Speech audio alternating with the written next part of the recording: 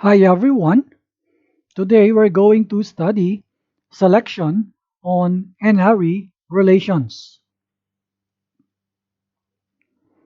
The most basic operation on an n-ary relation is determining all n-tuples in the n-ary relation that satisfy certain conditions. We have examples. Number 1, find all the records of all computer science majors in a database of student records. Another example, find all students who have a grade point average above 3.5. Another example, find the records of all computer science majors who have a grade point average above 3.5. To perform such task, we use the selection operator. Let's have this formal definition. Let capital R be an n-ary relation and capital C a condition that elements in R may satisfy. Then, the selection operator, capital S sub C, maps the n-ary relation, capital R, to the n-ary relation of all n-tuples from R that satisfy the condition, capital C. Let's see example 1. Find the records of computer science majors in the n-ary relation, capital R, shown in the table in here. In our table, we have 4 columns. For the first column, these are student names. Second column, the ID numbers of the students respectively. Third column is for the major of the respective students.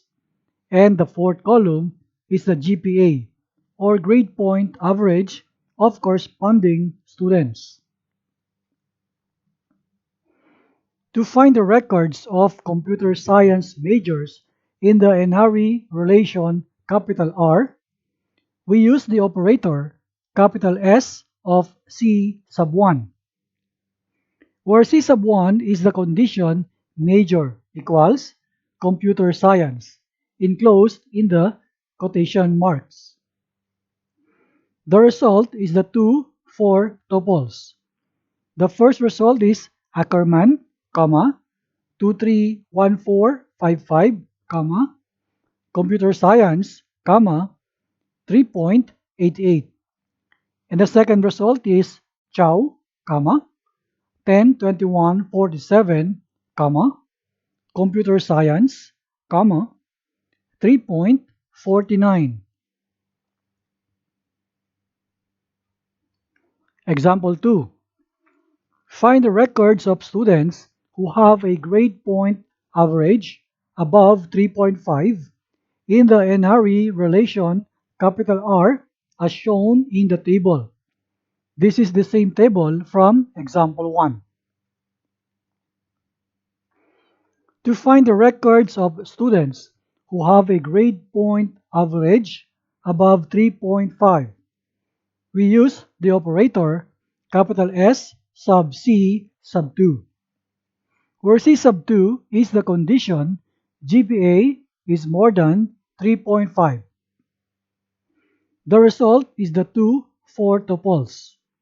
The first is Ackerman, 231455, computer science, 3.88. And the other result is Rao, 678543, mathematics, 3.90. Example 3. Find the records of computer science majors who have a GPA above 3.5 in the n-ary relation, capital R, as shown in the table. This is the same table of example 2 and example 1.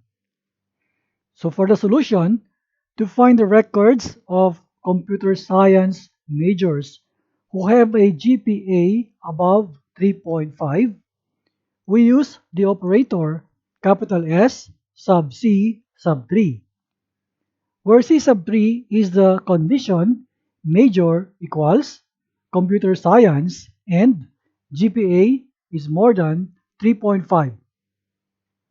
The result consists of the single 4 tuple, and the result is Ackerman, comma, 231455, comma, computer science, comma, 3.88. Today we're going to study projection on n-ary relations.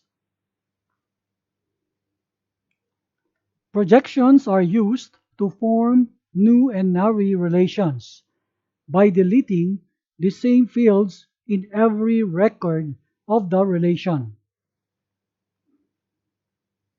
The projection P sub I1, comma, I2, comma, up to IM, where I1 is less than I2 is less than up to is less than IM, maps the n tuple A sub 1, A sub 2, up to A sub n to the m tuple A sub I1, A sub I2, up to A sub IM, where m is less than or equal to n.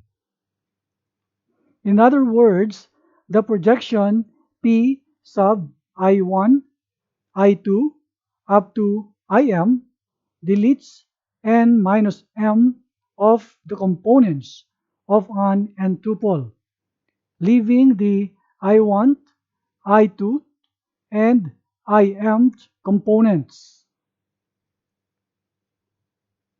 Example 1. What results when the projection P sub 1, 3 is applied to the 4 tuples? First 4 tuple is 2304. Second, Jane Doe 234111001. Geography 3.14. And the third 4 tuple is A sub 1, A sub 2, A sub 3, A sub 4. The projection P sub 1, 3 sends these 4 tuples to the first 4 tuple becomes 2, 0. The second 4 tuple becomes Jane Doe, geography. And the third 4 tuple is A sub 1, A sub 3, respectively. Example 2. What relation results when the projection P sub 1, 4 is applied to the relation in the given table? In here, we have 4 columns in this table. First column for student name, second column for ID number, third column is the major of the students respectively, and the fourth column is the GPA of the students respectively.